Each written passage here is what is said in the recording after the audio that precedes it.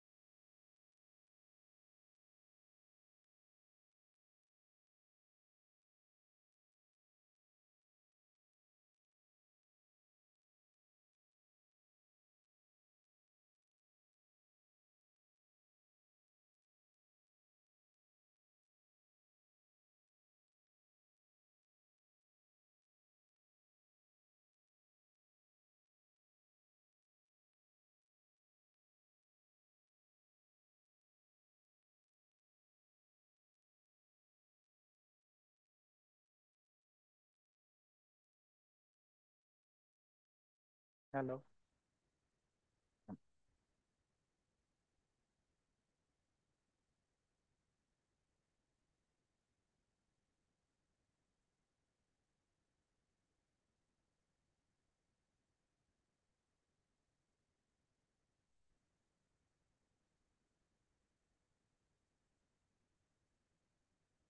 So, good afternoon, everyone. Welcome to ARI's seminar. So today we have Subhajeet Karmakar. Many of you might be knowing him. He was ARI's student. He did his PhD with Dr. Jivan, and his research topic was around stellar activity, flares in stars, the origin of flares, their magnetic field, something like that. So in 2018, he completed his PhD, and then he moved to PRL Ahmedabad, and after that, he moved to US for another postdoc in Mira. Mira. Okay. Monterey Astrophysical Research Institute. Yeah. Okay. So in California, and that was from when to when? 2018 to 2021. 2021. Okay. Sorry. 21 to 23. 2030. 21 to Just 23. Okay. sorry, And 21 to recently 24. he has received the prestigious NPP fellowship, and in this fellowship, he is exploring the exoplanets, how we can make exoplanets habitable, or we can look the signatures for them. No. I'm not making exoplanet habitable. Okay, something like that. So, yeah, he is currently at Exoplanet and Stellar Astrophysics Laboratory at NASA Goddard Space Flight Center. So, Swajit, yeah, you can start your talk. Thank you, Jagdish, for the nice introduction. And yeah, I feel very nostalgic when I visit this institute. And last time I visited in 2021. And this is my institute where I did my PhD. So yeah, today I will discuss, are we looking at the correct habitable world? Thank you. Yeah.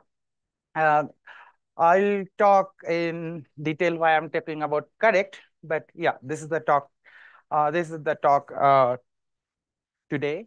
And okay, right now I am working at NASA, NASA Goddard, and as a NASA postdoctoral program fellow, and in exoplanet and stellar astrophysics laboratory code 667.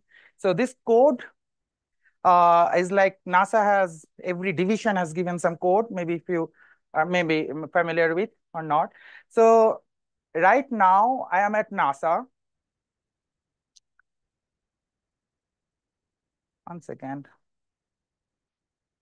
Yeah. Is it working? Oops, sorry. But yeah, um, so but yeah, this is Addis where I did my PhD in 2018. I knew like there are so many things, and thank you, Jagdish, for the brief introduction. But if you forget, like this is 2018, I finished my PhD, I defended my thesis. And then from 2018 to 2022, I was research associate at PRL. And then from 2021 to 2024, I was in Monterey Institute for Research in Astronomy. Myra. They call it Myra, or you can call whatever you like.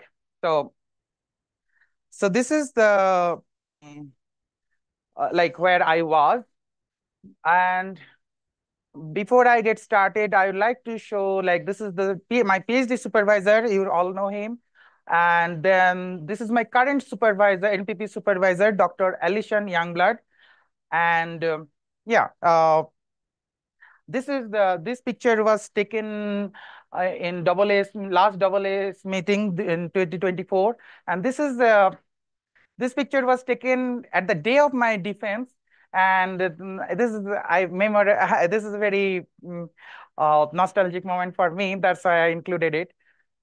Okay, I faced this same question, which is written here. What did I do in the whole week? I was visiting for a week. And so I thought I will give you some glimpse before I go dive into my research topic. So first, after I left here from 2018, in 2029, like I was working on a star which was previously known as a single star with VLT observation, very large telescope, infrared observation. We found it was not a single star, but a binary star. Then we are working again with Dr. Pandey. We are working with this nice imaging, photospheric imaging of from Kepler observation. This is from 4-year long data, and we have seen star spot evolution on a F-type star. Then this is a work I did with Dr.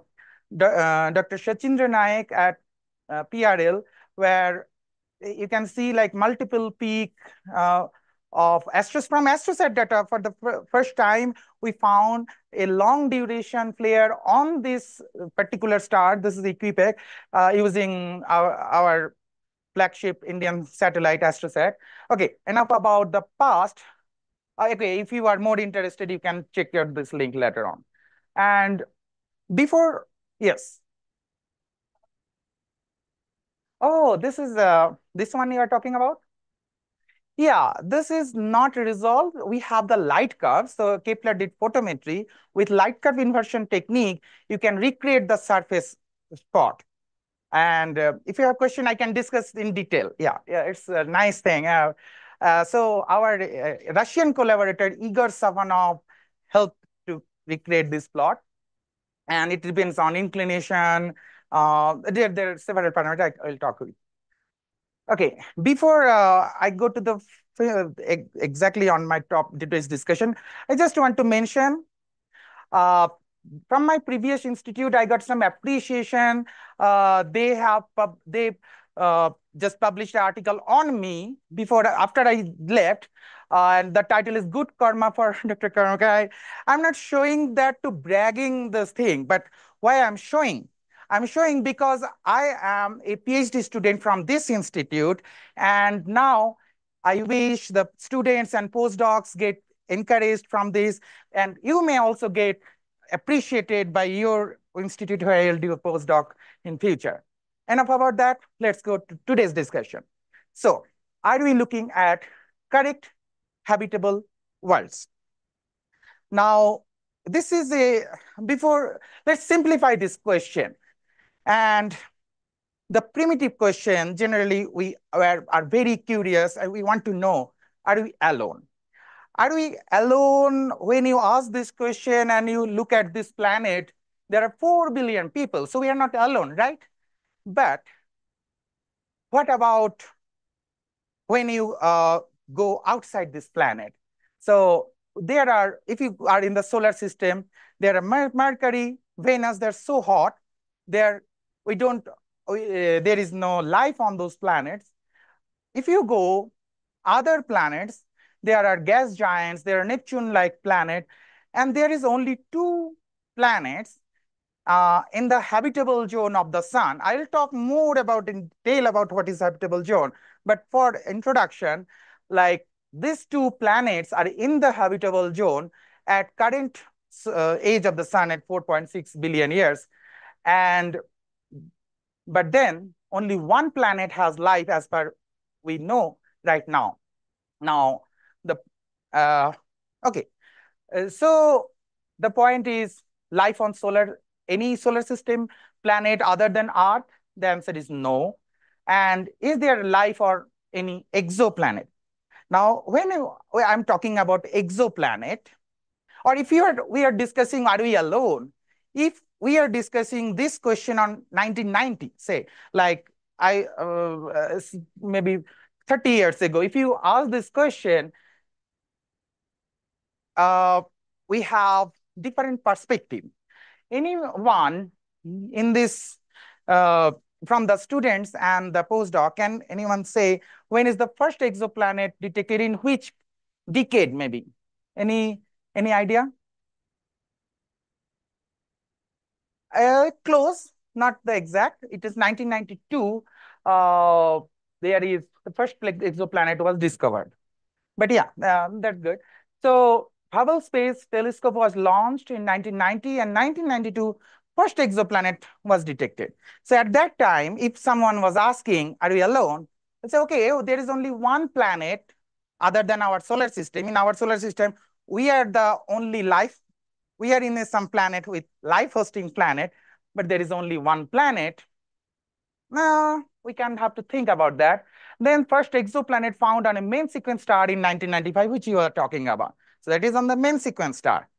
And then first transiting exoplanet observed in 1999. Okay. And then first exoplanet found in habitable zone. Okay. Exoplanet finding in habitable zone, that does not mean the exoplanet is habitable, because you have seen right now that Earth and Mars both are in habitable zone, but only Earth is habitable. Then there are MOST and SPIZER. I'm just listing those names because maybe if people are working in some different area, maybe it's good to know the names at least. Okay, now Goddard satellite launched in 2006. Yes. But we already knew the planets should be there, but detection is a milestone, right? Yeah. Yeah, in 1992. And that's amazing, right? When we think like there are 6,000 planets, exoplanets, we thought maybe it is observing people finding maybe 1950s or 60s. No, it is now from 1992. Yeah, that's exciting. So, and then another milestone came in 2009. You can see the yellow line and the purple line and the yellow arrow. So Kepler planet finding mission launched. So anyone in this room can say, like, what is the difference? Is there any change? Is there any difference from the left of this and right of this?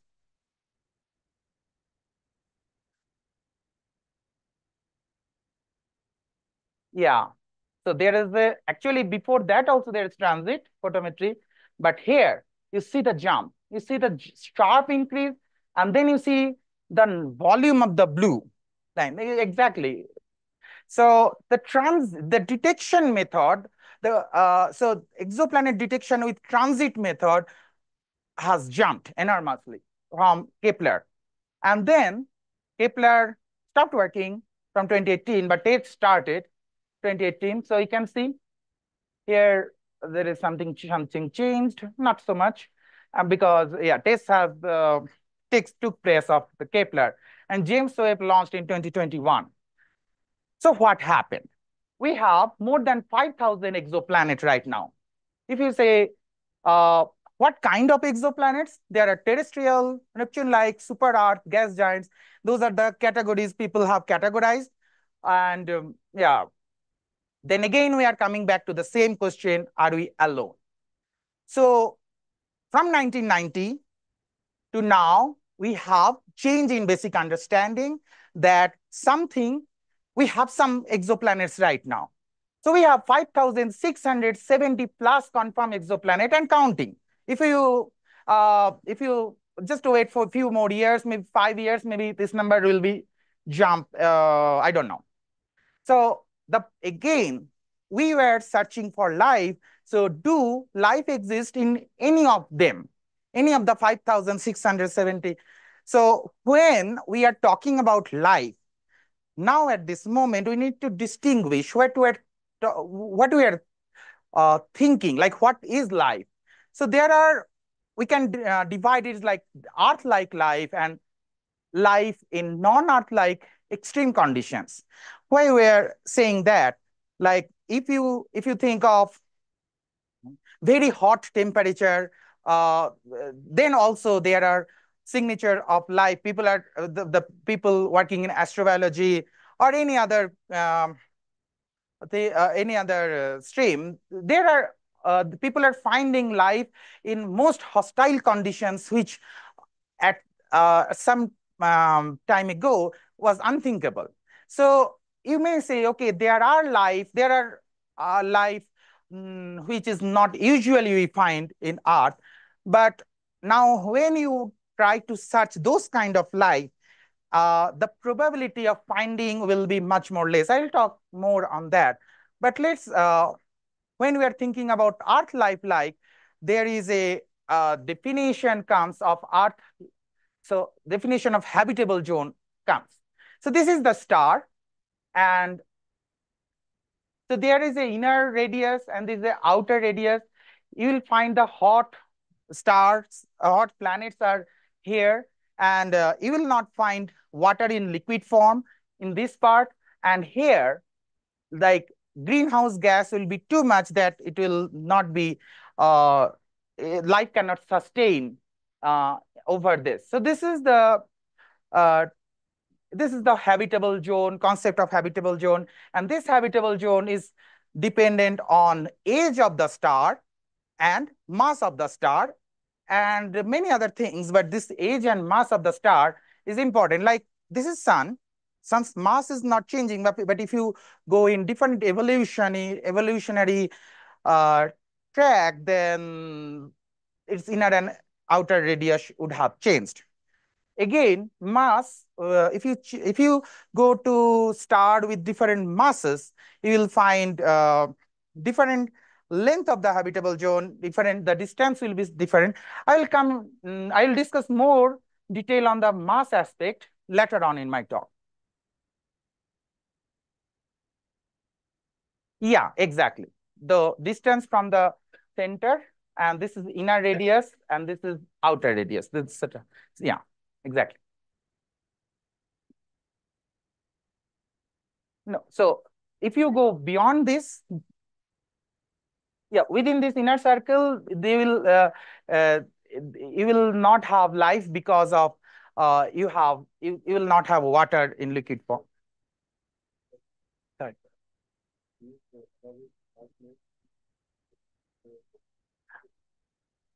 Yeah, yeah, yeah.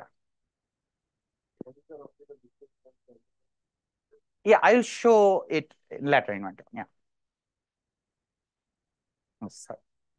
So these are several exoplanets found in, and the habitable zone is also shown. This is not my work. Of course, and I just want to show those are all those planets and the habitable zone, and why it is important. So look at this first, Kelt 6c. I don't know anyone can read it or not, but it says Kelt 6c. So here, the exoplanet is within the habitable zone. The whole orbit is within the habitable zone. If you go to the next one, so you can say this is the uncertainty. It is roughly within the habitable zone. But if you go to the third one, this exoplanet, it has a high eccentricity, like it is so elliptical, it is going in and out of the habitable zone.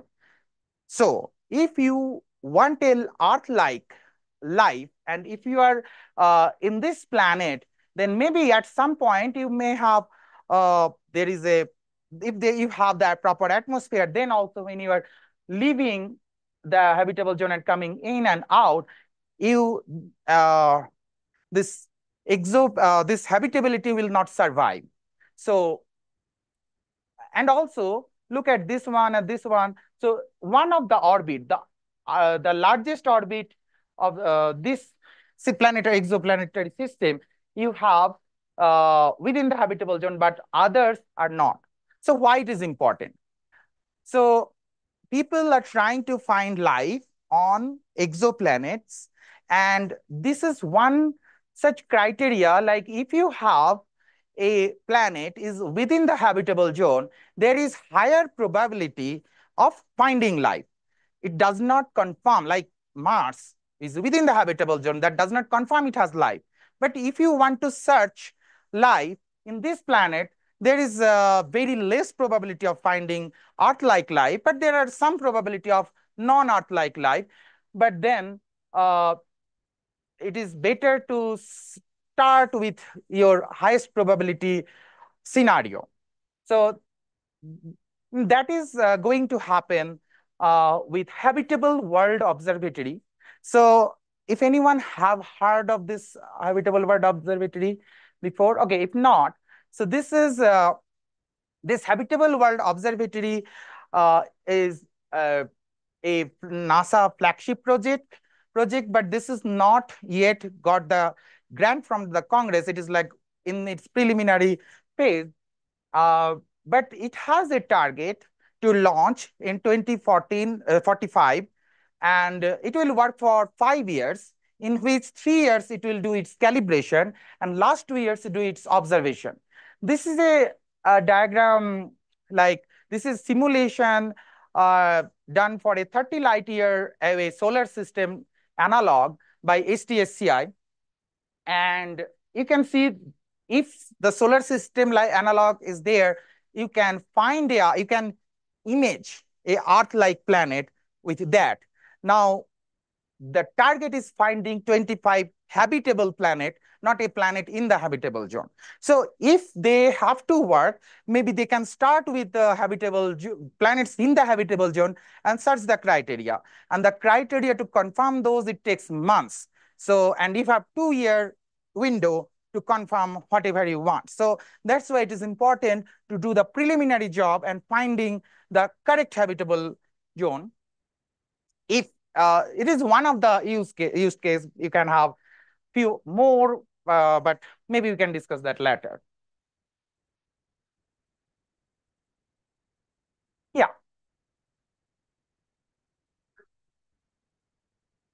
Oh, so this is a simulation.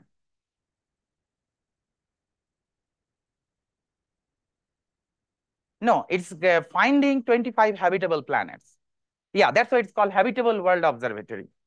Finding 25 habitable planet, and that's why they need all the things positive, and then try to do, maybe there will be coronagraph and there stellar coronagraph, there will be spectroscope, they can do spectroscopy with.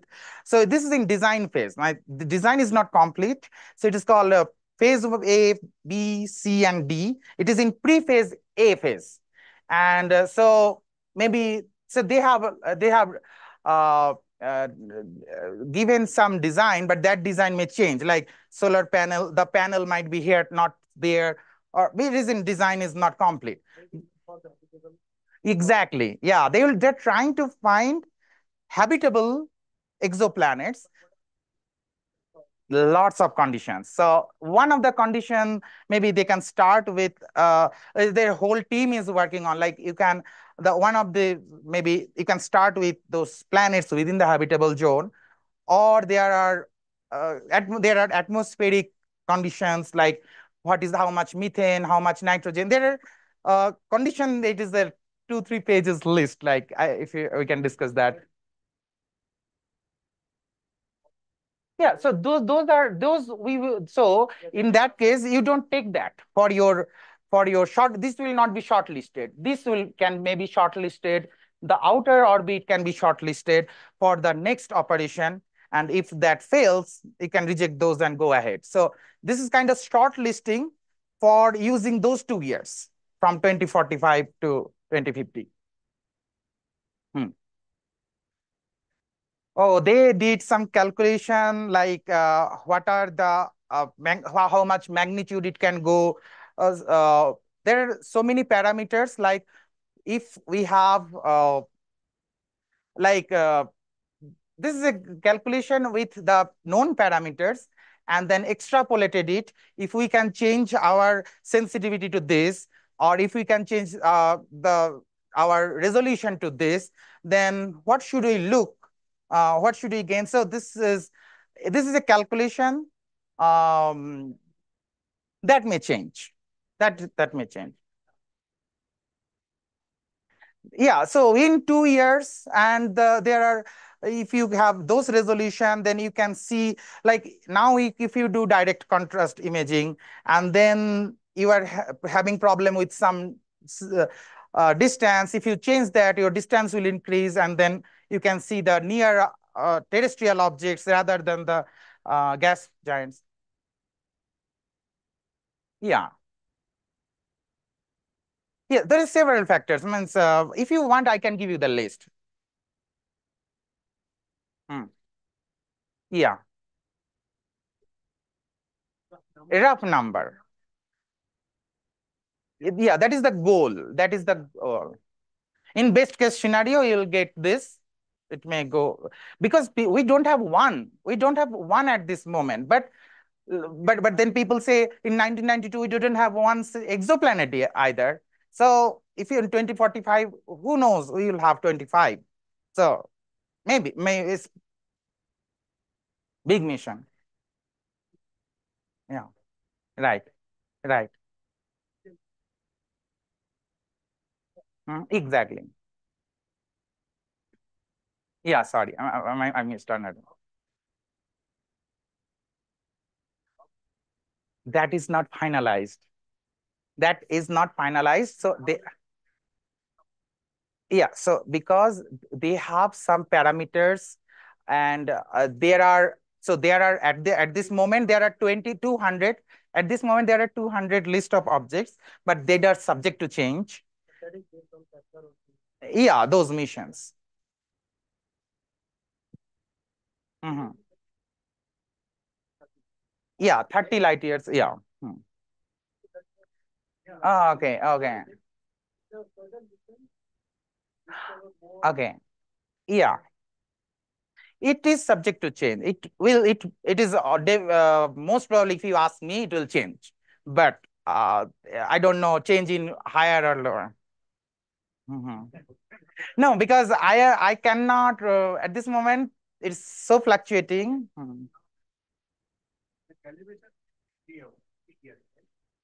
Yeah, I am. It's not top of my mind. If you want, I can discuss with you in detail. Yeah, this is there is it is exciting. Yeah, there is lots of big group is working on that. I can discuss that. Okay, so next. Now, when you get this image, this is, so you can see this black thing. This is the stellar coronagraph. So you have some mask is put on the star, and to see this planets. This is the simulation. So this is not real. The real thing will come into 2046 or so. So the host star play important role, and there is planet's magnetic fields, and planet atmosphere plays also very important role. Um, so I was discussing with people from solar and atmospheric group um, in NASA as well as in India. And we have to work on more on this planet's magnetic field and planet's atmospheric part. But for today's talk, I will focus only on the host star, how host star plays role on the habitability. And I'll talk on that in this talk. So if I am not sure if everyone is uh, everyone knows this diagram. This is called Hertzsprung-Russell diagram. And this axis shows the color, and this axis shows the luminosity, and this is called also called spectral type. So the low mass stars are here, massive stars are here, giants are here. If you don't know, don't worry, you will know in your coursework. So I'm just giving an rough overview that we are looking at this area like spectral type F to M. And when we are talking about solar type star, let's start our thinking from the sun, because we see it every day, right? So if we have a star like sun that has similar internal structure from late F to early M, and this star has a convective envelope and a radiative interior and the core. So in the core, it is burning hydrogen to helium, and then this interface between the convection zone and radiation zone is called tachocline. I'm showing this slide, but I know most of my professors have seen this several times, because this thing, I was doing research in my PhD. So forgive me, but I think new people should know about this. So this tachocline, this is where magnetic field is strengthened and organized. And what do we see? We cannot see inside star because of, like opacity. But what we can see, the magnetic activities like dark spots, spot cycle, flares. And when we think of a F-type star, you'll see there is some change from this sun. And can anyone tell what has changed?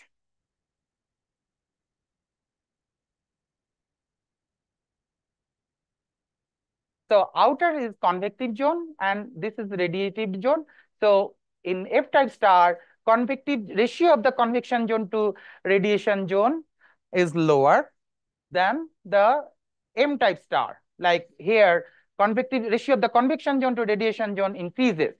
So in this direction, ratio of the convection zone to radiation zone increases, and that is an important factor of for the magnetic activity. So this side you'll say less active star, and this side you'll see more active star. And when the star evolve, the radius increases. So not only radius increases, look at the yellow and the red. So radius increases, and the ratio of the convection zone to the radiation zone also increases. So activity also increases. So this is the more active, this is the less active. And most of the most of the exoplanets are found in GKM type stars. So this is what I will focus today. Now, this is the star spots and flares, what we can see, observe evidence as magnetic field on sun. And this is on star, you will see large spots. And on the first slide, what Krishna was also noted, like those spots. So those are for different star. We see large spots on stars with higher spot coverage on the surface. Again, the loop length for sun is like 0.1% to 0.5% of the solar radii, whereas it is 20% of the stellar radii for the star. Now, I am showing this loop height. This will play important role for today's talk, and this I will discuss again and again. Please remember, this is the loop, and from this is the loop height. And if you see a star in optical, you will see photosphere. If you see ultraviolet, you will see chromosphere and upper chromosphere. Then in X-ray, you will see the corona of a star. Now,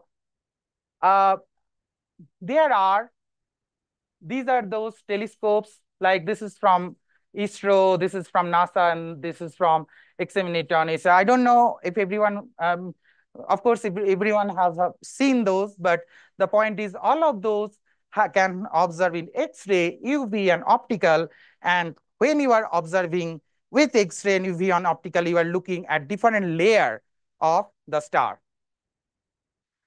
Before I will dive in detail, just I'll take a minute for, this is how optical telescope uh, mirrors look like, and this is how X-ray telescope mirror looks like.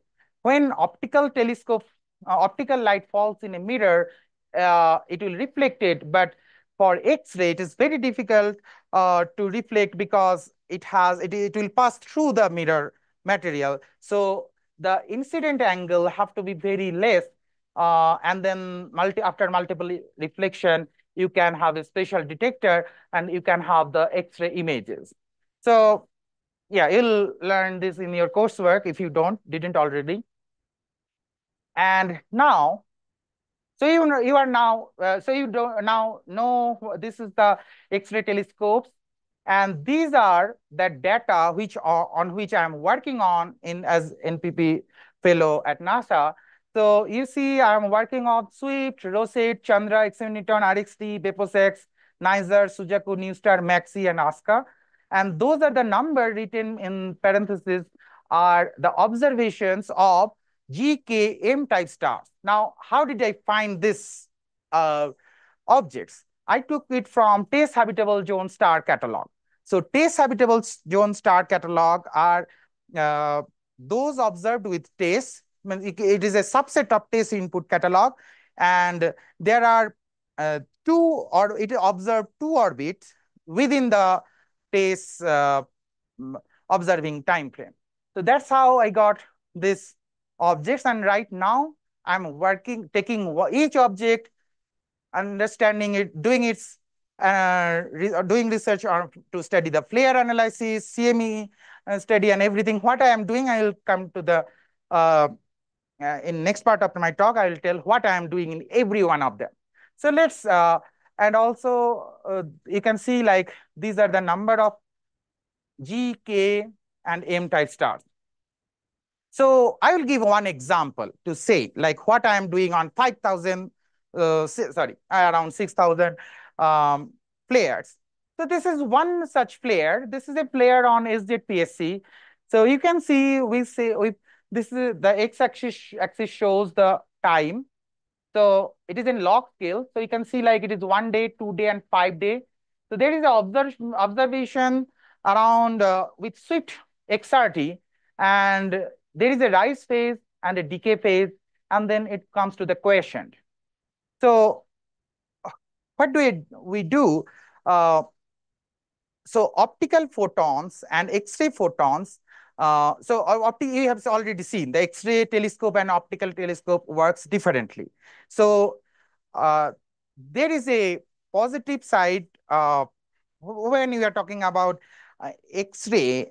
So X-ray detectors, if you have one X-ray photon falls on X-ray detector, suppose 1 keV, so n number of electron is ejected. So if it is a higher energetic photon, maybe it is some multiple of that is ejected, and you can count those number of electron, and you can have some idea like how much energetic it is. But for optical, for one blue photon or one red photon, you will get 1 electron. So energy information is lost in that way. So that is a positive thing for X-ray, that you have energy information and the intensity at the same time. And that's what then we can do is called time resolved spectroscopy. We take chunk of the observation, take the light curve and the spectra. I think everybody is getting that. And then this is one such spectra.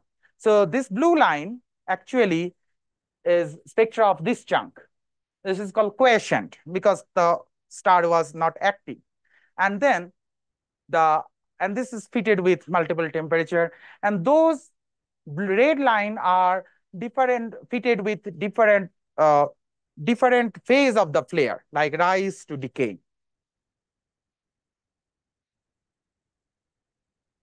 Where is higher?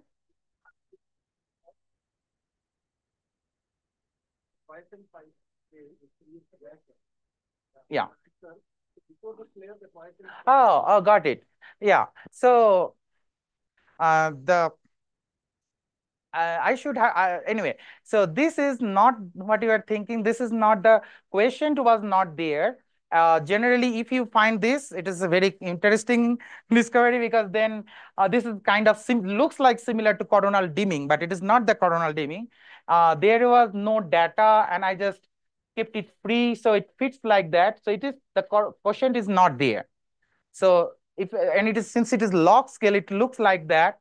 If I plot, so if you look in the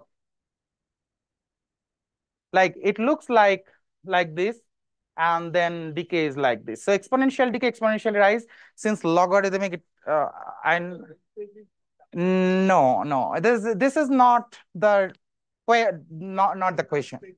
Yeah. Good question. I got this question before, and I understand I need to change this figure in log in not in log scale but in that scale. But yeah, thank you, yeah, for pointing out.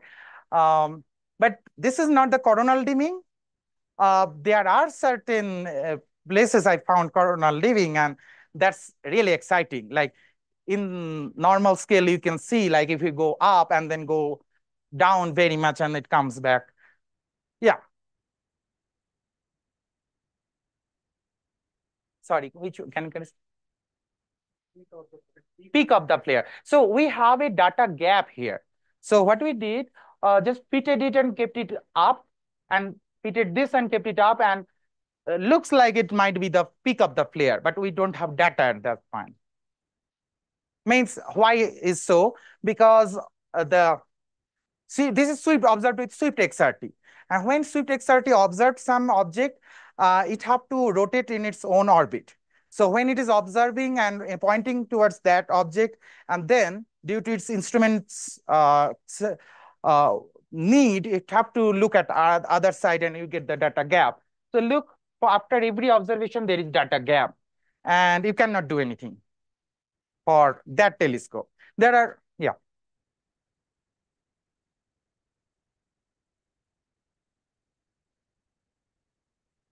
So this is single fitting has been done, means from this, and single fitting done from this, and actually two different fitting, exponential rise, exponential decay, and then I clip that when it touches.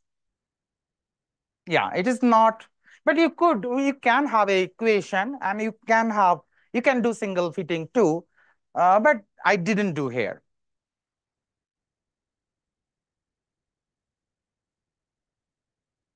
Sorry. Not at that very time. So XMM Newton has a capability that it can observe like continuous observation, but not at that time. And I am interested the flare, which is a transient event. Like flare is happening now, that might not happen when it is observing tomorrow or yesterday. So that time is very important.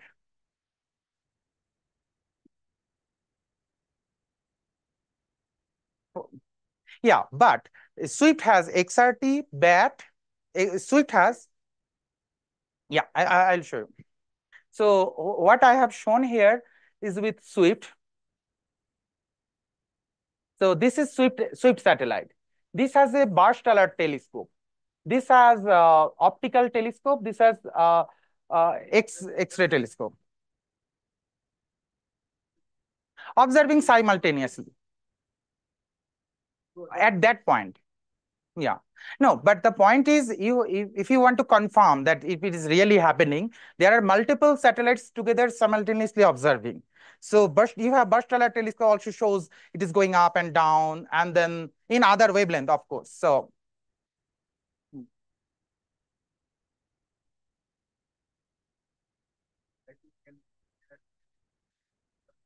at the same time, no, and no.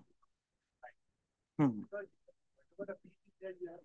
Actually, that people do, but so how do you know that the flare is going to happen? I'm just the answer is no, but I'm just saying there are certain telescope which people use to observe with ground based. There is a when burst alert telescope detects it, so it takes some 100 seconds to move to the soft X-ray telescope, and then it gets to GCN, and then people start observing. But for this case, this didn't happen.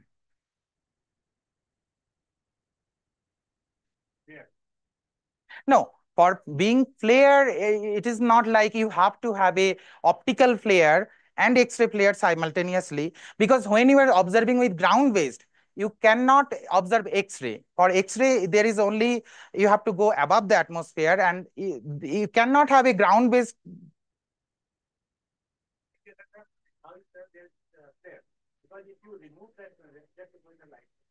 Yeah, sure.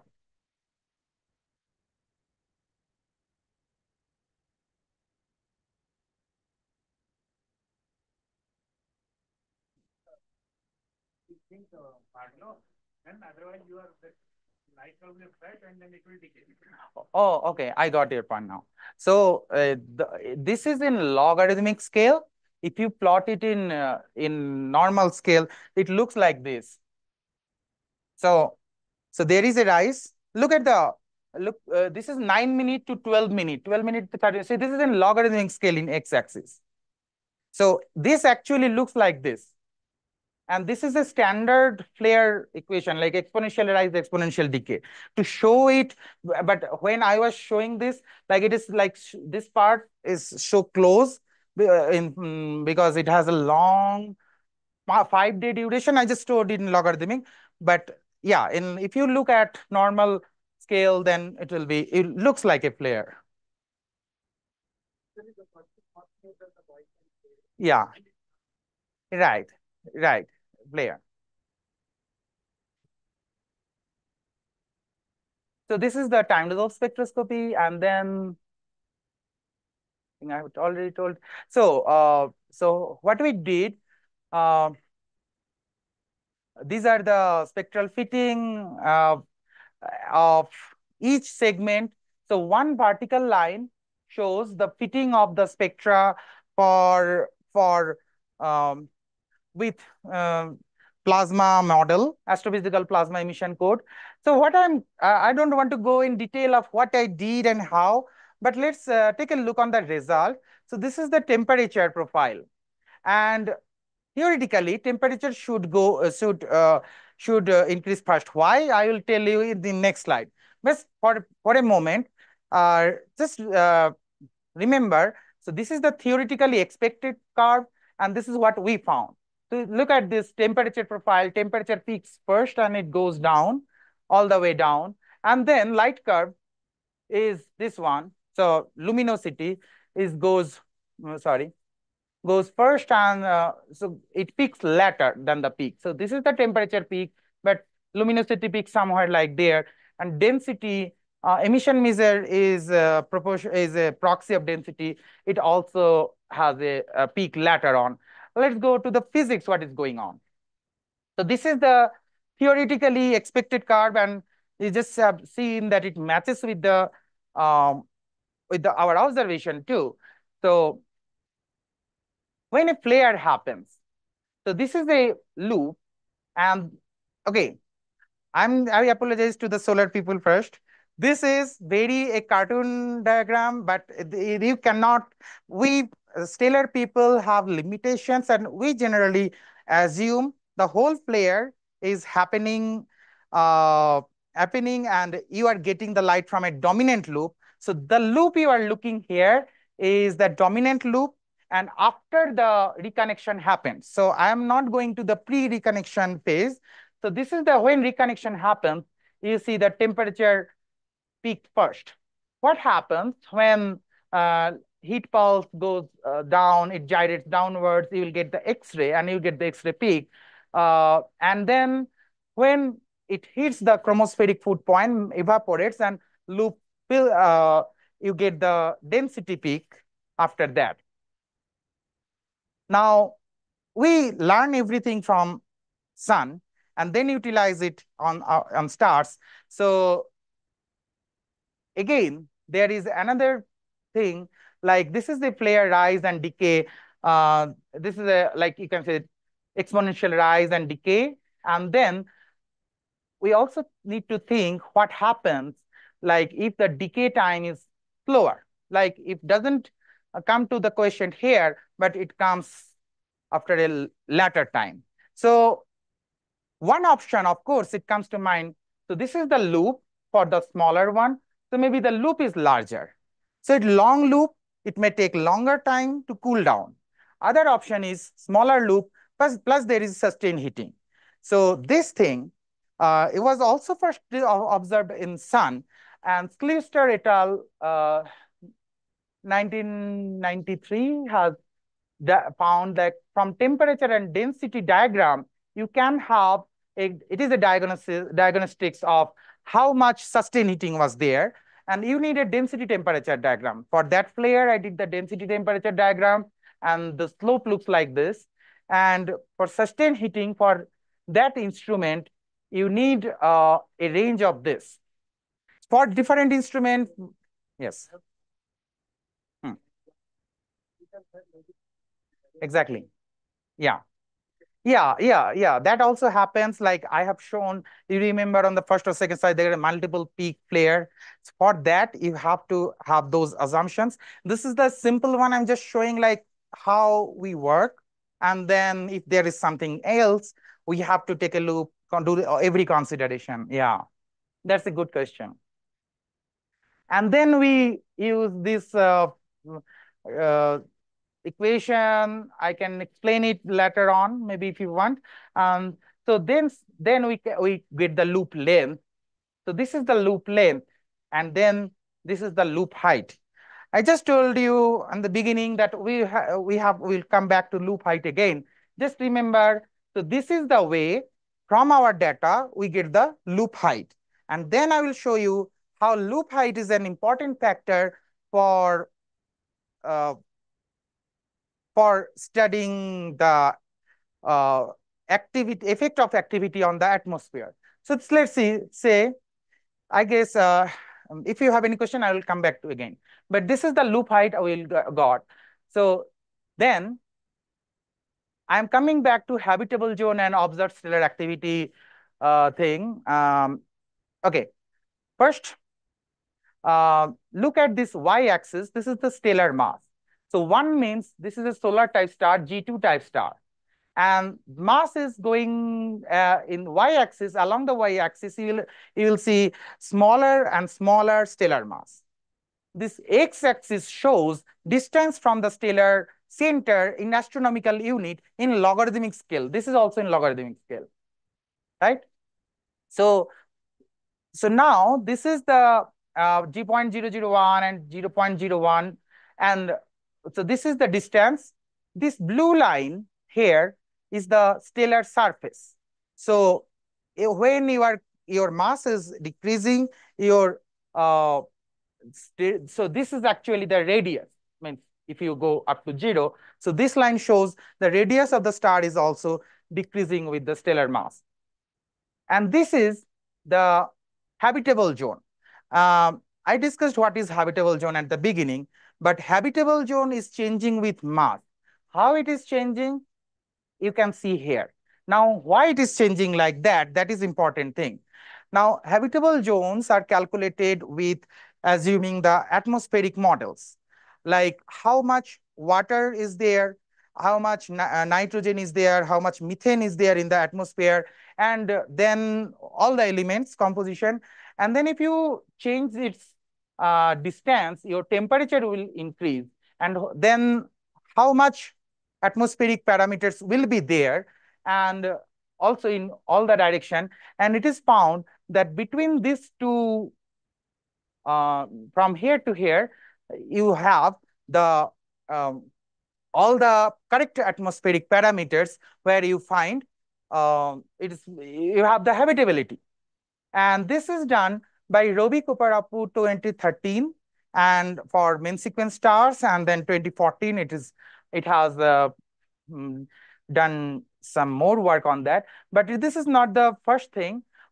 This atmospheric model was used from casting 1993. There are several things. I'm just try to summarize, like this is atmospheric model. And if you uh, theoretically do that, then this changes with mass like this, and it changes with stellar temperature, and everything is included, and this looks like this. Now, I'm coming back to flares and coronal mass ejections. So this is flare loop height.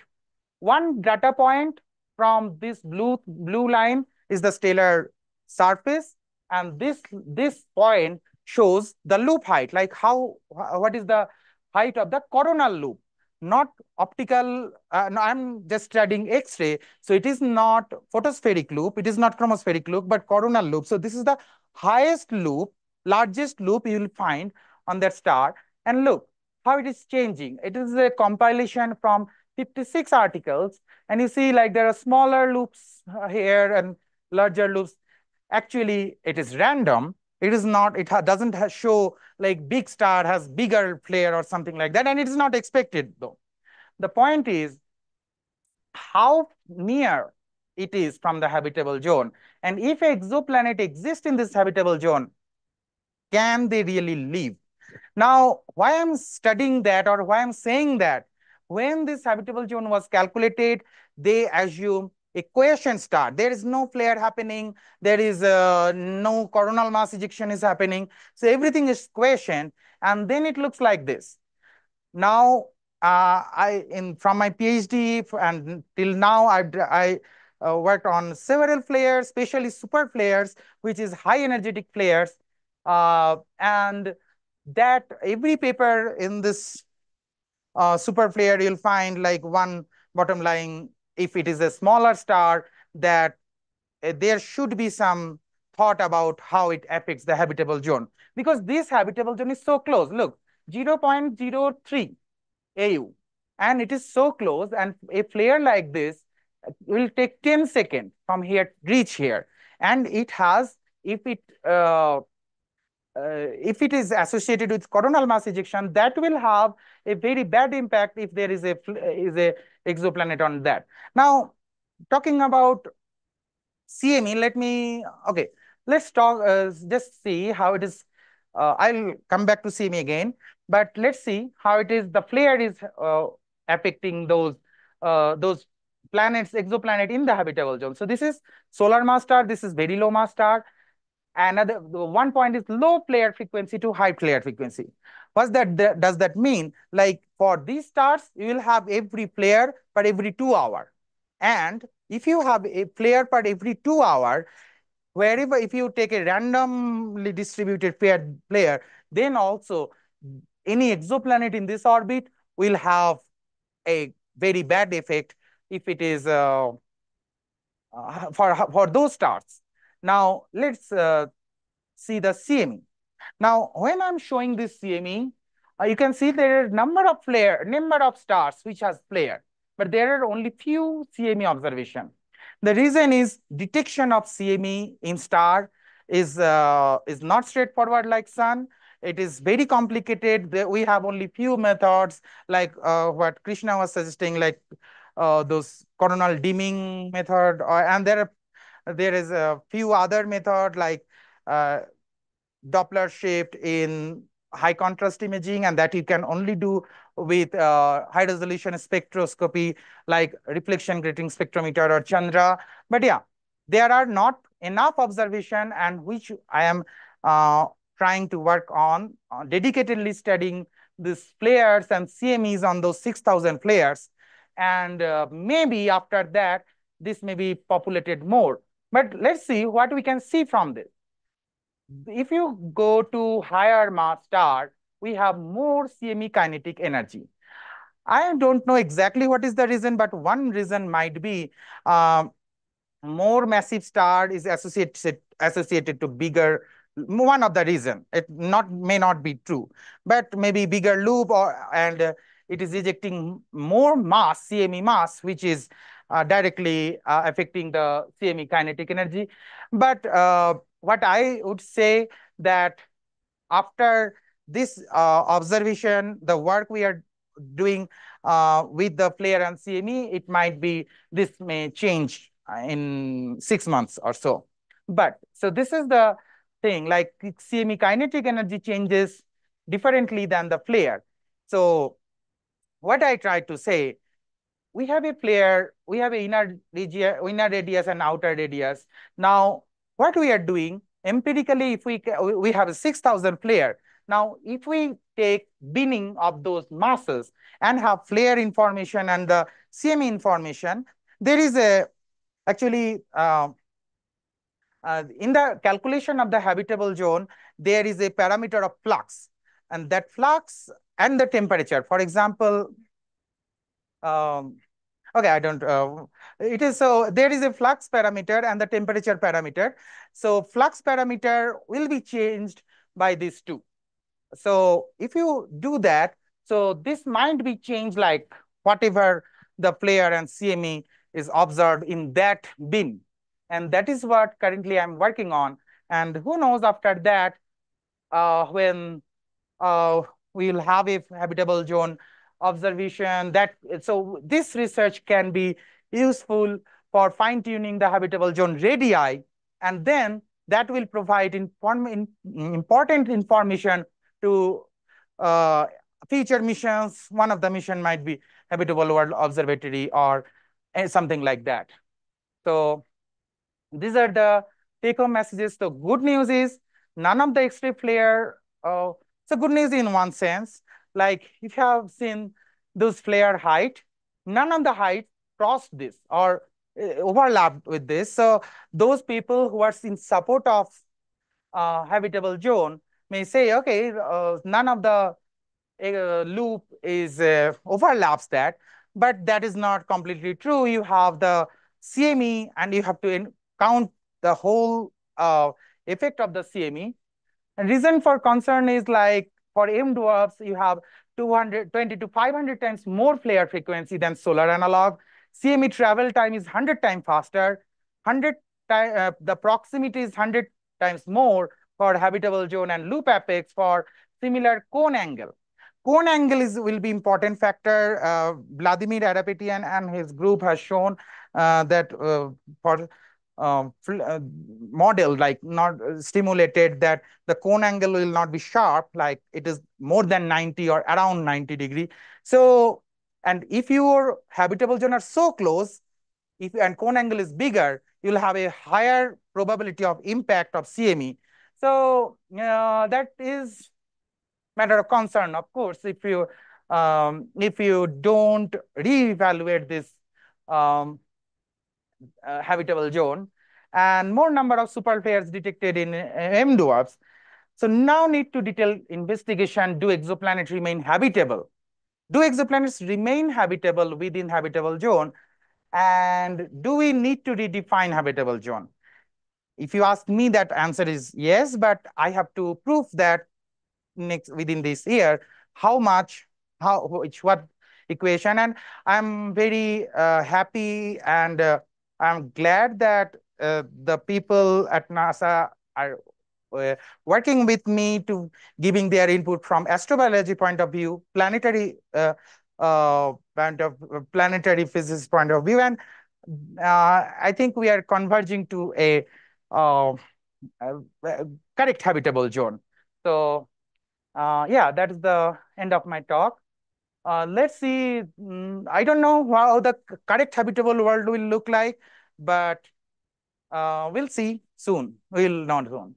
So, and if you want to go to more detail on research, you can check the web page.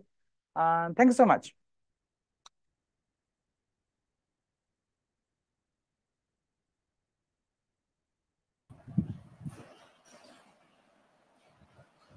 Uh, can I ask some question? Is it allowed? Yeah, you can ask. Yeah. Subhajeet, nice talk. So I'm just curious about some of the points. So for example, for sun, you have the largest solar flare. Let's say any kind of flare that you take, the largest one. So how much deviation you would expect for the change in the radius? So yeah, that's a good question. So if you look, I think you are talking about this, right? Yeah, so let's say if Yeah, you take the so largest for a flare, flare, you will not I don't expect any change on this.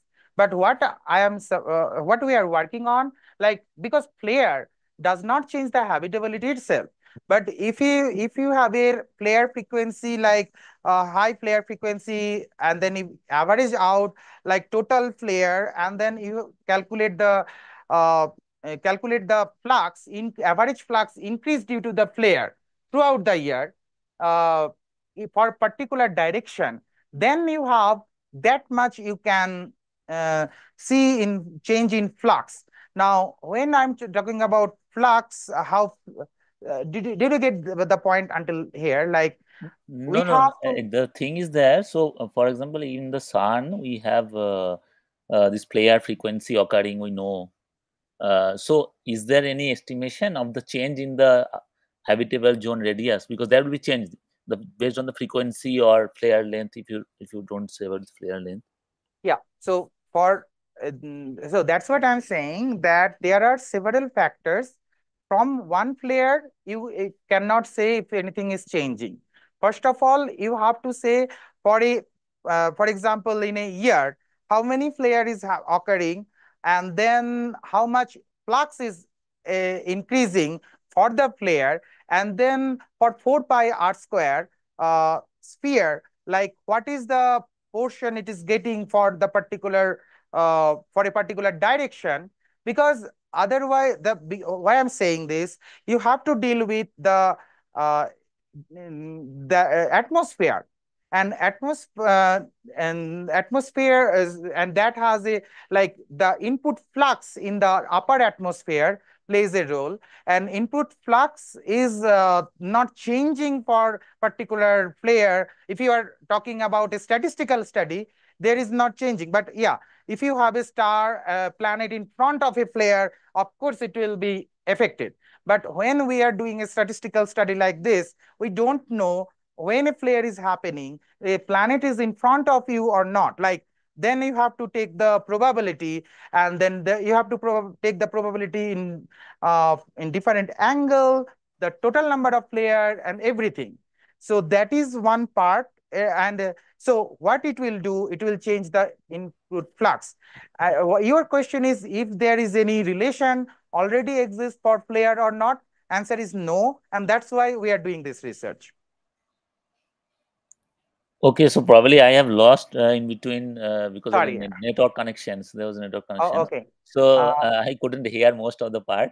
But so why not to start with the sun itself and see the deviation with respect to the sun, because we know all the flares frequency, all the frequent flares length, and then see how much deviation you would expect in the Earth itself, habitable zone radius, and then apply to the 6,000 this 66 or 6,000 players. Just a curious question, this one. Yeah, it's a good question. So you are saying that for exactly for one star like Yes, sun, we can do that.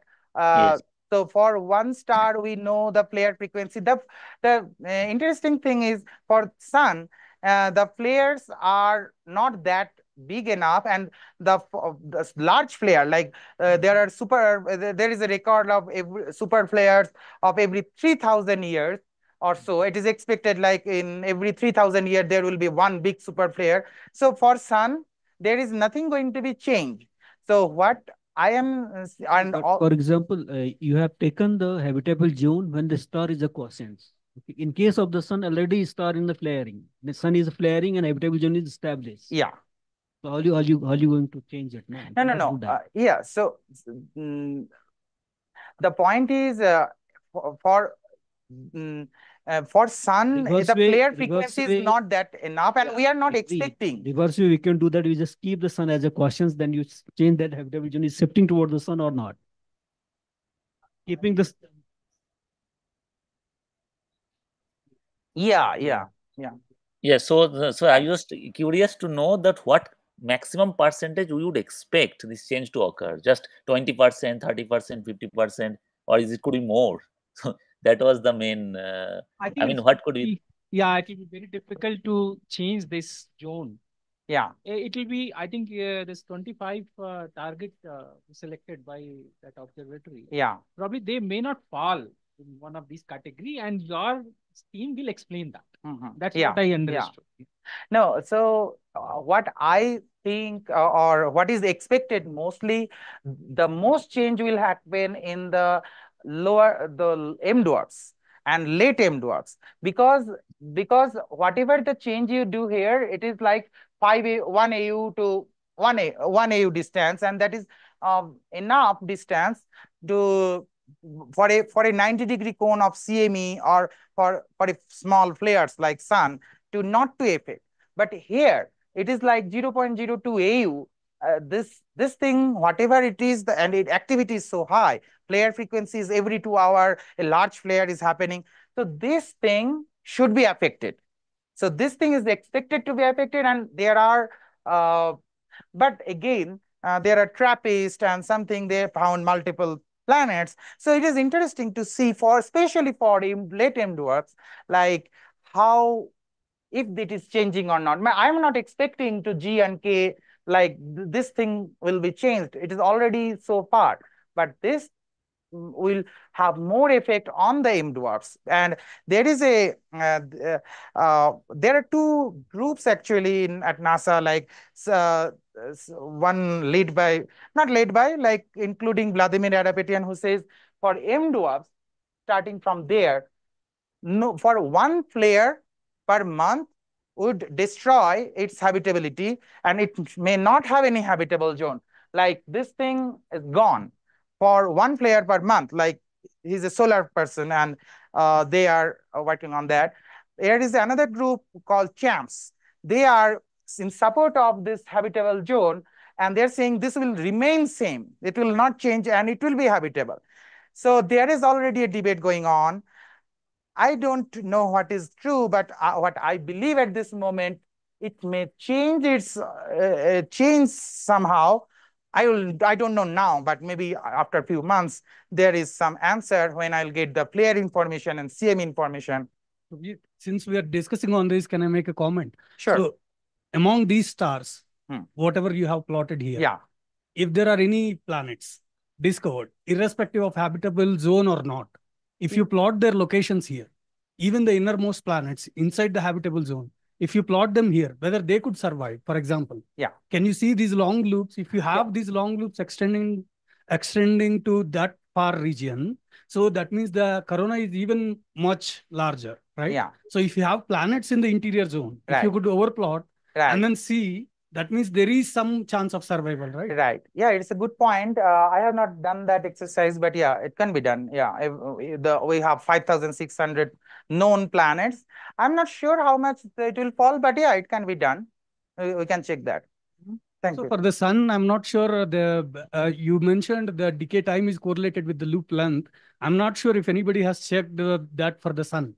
That's a project maybe I'm going to give to some students. Wait. Which one? The decay length, the flare decay length is correlated with the loop length. That you can directly measure for the sun case. I don't know for the stars. Yeah. For sun you can directly measure, but this is actually established, and it is done by real. You can check the paper real 2007 and 1997. Actually, there are a lot of people are trying to using solar data, of course. So they calibrated, and now it is established that decay time is correct. Okay, I'll have a look. Thanks. Yeah, He has done that using the Yoko data. He has established this relation. Because stellar people has no other way to follow sun, so they do at this initially. Yeah. My question is that you may be overestimating the loop right here. Actually, there is an assumption of the dominant loop. So this is not all done by me, but this is I compiled from 56 articles. No, what I'm asking is that if you do that, so what would be the overestimation factor or underestimation factor? How do you do that while calculating the shifting of the habitable zone or not? Because see, there is an assumption while calculating the loop length, the dominant loop you are taking it out, right? So that you will have a either underestimated, or there may be the mostly overestimated. That point you have to take care actually, estimation, so that right. Exactly. So this is what already we have. So maybe next layer may cross it, and then all the champs group may have to rethink what about this. Yeah. Question. Yes, please. Yeah. So, is there any giant or other star which has exoplanets? From 5,600 confirmed exoplanets, I don't remember any. I have to check, but there are. Okay. Because again, it will like change the habitable zone when the star will go to the giant Right, star. right. Yeah, yeah. For example. Okay, okay. How do you remember how many are like few? Very few. Okay. Yeah, yeah, GK. That's good to know. Thank you so much. Yeah. Okay. Mine may be a very preliminary question. And I mean, because we are talking about habitable planets which are connected to the habitable zones, right? So given a flare, there's also this planet's inherent magnetic field which provided protection against the flare, right? So how connected or how inbuilt it is in the definition of the habitable zone, so that at least for smaller flares, it can provide some sort of resilience to the planet itself and keep it still in the habitable zone? Yeah, that's a good question. The answer is in for defining habitable zone, magnetic field is not directly considered. It is defined as if you have a rocky exoplanet with water or the atmosphere. It depends on atmosphere and the temperature. But yes, that's why Mars is within the habitable zone, but it is not habitable. But point is, magnetic field is important or not? It is very important. Like if you have a flare and you don't have magnetic field, if it affects 100%, if you have a magnetic field like Earth, it will affect 10%. So uh, it is a very important factor, of course. But the point is, at this moment, we don't have any tool to measure planets' magnetic field. Star's magnetic field is okay. Planet's magnetic field, what I know, I don't think there is anyone have measured already planet's magnetic field directly. But yeah, maybe in near future.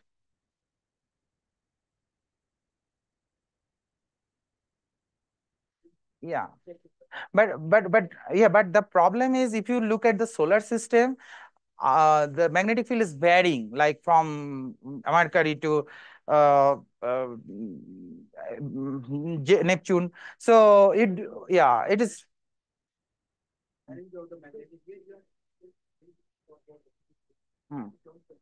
Right.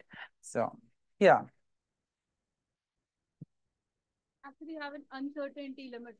Yeah, so before here I was actually I went to Iser Kolkata to meet Dibyendu. So he was talking about in his model he can change like magnetic field from low to high and check, and then atmospheric parameters. And I think in near future we will be discussing on that. So and with model we can have some. Yeah, yeah. Effect. Yeah, yeah. Right. So I have a question here. Hi. So yeah. So like sun, we have this stellar solar activity, no? Right. Yeah. So when it is in the sun is in high active state, so Yeah. you have like stronger flares or Right. more number of flares. Yeah. So are the stellar activities in these kind of sources known? Because suppose you study the X-ray emission in particular phase, like when it is increasing or when it is in very high in that activity state. So then your estimates can change, right? Here. Yeah. So yeah, that's a good question. So you are saying like with the spot cycle or activity cycle, it will change or not, and that's a good thing to consider. Yeah, actually, for that also you need to know all the activity cycle for all the stars if you are looking statistically, and yeah, that and so what I can say at this moment, like those what is change, what can change the habitable zone is the flux. So if the at some season or at some activity level the flux is increased, then maybe it should change. But then for particular star it may change, and then that level might be different from the other star. So you will not have a uniform habitable zone. Then it will be a function of activity level. For that you need to know all the stars, mm, all the stars activity cycle. That's a good thing actually, and this is a this thing maybe next part of the research maybe you can do on the work on, maybe anyone can work on that. Yeah, that's I like that question. Yeah. Yeah, one more question. You showed one interesting plot, like you had these observations from various X-ray satellites. So then in your sample, like how do you first know like there is a dynamo working in the host star?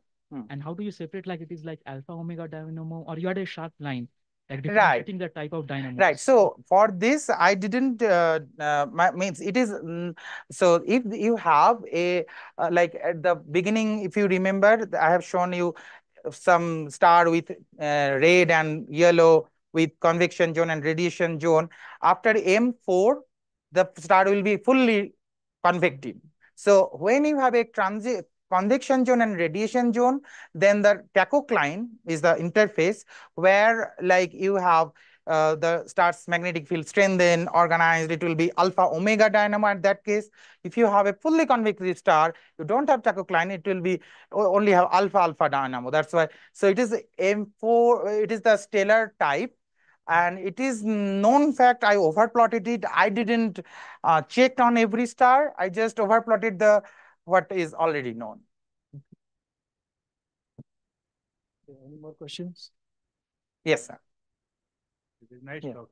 Thank you. Yeah. So if we extend this spectral type from G to M, means F and L type stars. So do you expect some F type stars host exoplanet? You will extend this way or no, the F type. F type. So my question. Yeah, F type star may host exoplanet. There is no theoretical contradiction on that. And if the point is flares on F and flare frequency on F time star is very low. For example, we worked on a flare, is one flare per 40 days. So those flares and CME will have very less effect in total, in average. So if you now F type star, I think it will be okay. If you go A, B. No, I'm particularly about the F type because in some of the F type stars, the flares has been detected. So how their impact, how the F stars have impact on this? Right. Yeah, you are right. So in F type star, flares has been detected, and flares are detected in F type star because there is thin layer of convective zone. So for F type star, magnetic activity is very less, and if there is exoplanet, that will not be affected by the study I am doing, like flares and CMEs, because that will be very less probable that it will affect the it may affect, but I'm saying probability is very less, and it should be. But if you go higher than that, then there will be trouble of wind. Yeah. Yeah. Exactly. It will go like this.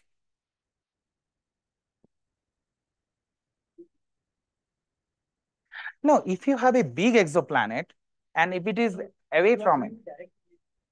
Yeah. Right. Direct imaging. With transit, it will be very difficult, but with direct imaging, it will be. Yeah. Right. Exactly. There is a question, I guess. Okay, no question. If not, let's thank again Subhajeet for exciting and energetic talk. Thank you.